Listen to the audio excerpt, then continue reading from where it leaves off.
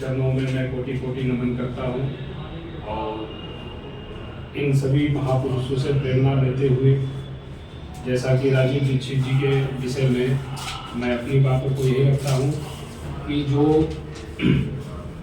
किसी भी प्रकार की कोई भी बीमारी जब होती है मुझे या किसी को, तो तुरंत मैं यूट्यूब पे सर्च करता हूँ कि इस बीमारी का उपचार और लिख देता हूँ राजीव दीक्षित। उस बीमारी का इलाज तुरंत एक घरेलू नुस्खे के द्वारा, आयुर्वेदिक नुस्खे के द्वारा तुरंत हमें जो मिल जाता है।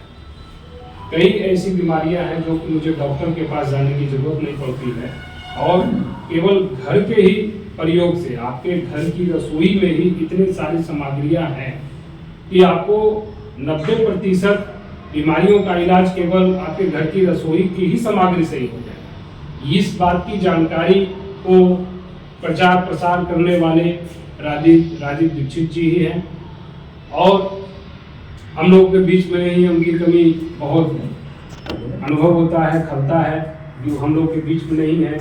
लेकिन वो जिस प्रकार का जोत जगा करके गए हैं और आज भी उनके कुछ वीडियो, उनकी कुछ वाणी, कुछ ऑडियो के माध्यम से सुरक्षित है, जिसको कि हम लोग जब बीमार पड़ते हैं, जब कोई बूढ़े को, जवान को, तुरंत यूट्यूब पर सबसे पहले उसका उपचार देखिए कि उसका बीमारी का उपचार क्या, लिखिए राजीव दीक्षित, सर्च कीजिए, देखिए कि आपको किसी डॉक्टर के पास जाने की जरूरत नहीं पड़ेगी। ऐसा कई बार हमने जो है देखा। आज भी राजीव दीक्षित जी का एक नुस्खा मैं प्रतिदिन प्रयोग करता हूँ, जैसे कि चूना, सफेद चूना, पान में खाने वाला चूना, तो वो चूने का प्रयोग मैं प्रतिदिन करता हूँ। उसको पानी में डालकर एक गेहूं के दाने के बराबर मैं उसका सेवन करता हूँ।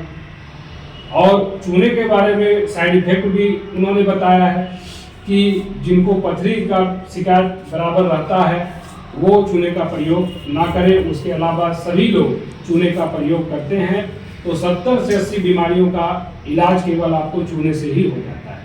3 महीना खाना है, 20 से 25 दिन छोड़ देना, फिर 3 महीना खाना है, फिर 20 से 25 दिन छोड़ देना है। इस प्रकार से यदि आप लाइफ टाइम अगर खाते हैं तो आपके शरीर में कभी भी कैल्शियम की कमी नहीं होगी। ऐसी कई सारी ज्ञान के भंडार हैं जो कि मैं उतना बता नहीं पाऊंगा, उतना मुझे ज्ञान भी नहीं है इनके सामने। इनके सामने तो मैं 1% भी नहीं हूँ, कुछ भी नहीं हूँ, एक चींटी के भी बराबर नहीं हूँ। इसलिए तुरंत ऐसे ऐसे महान महापुरुषों को, योद्धाओं को मैं सर झुकाकर नमन करता हूँ, कोटि कोटि वंदन और अभिनंदन करता हूँ। इन्हीं शब्दों के साथ मैं अपनी वाणी को विराम भी देता हूँ।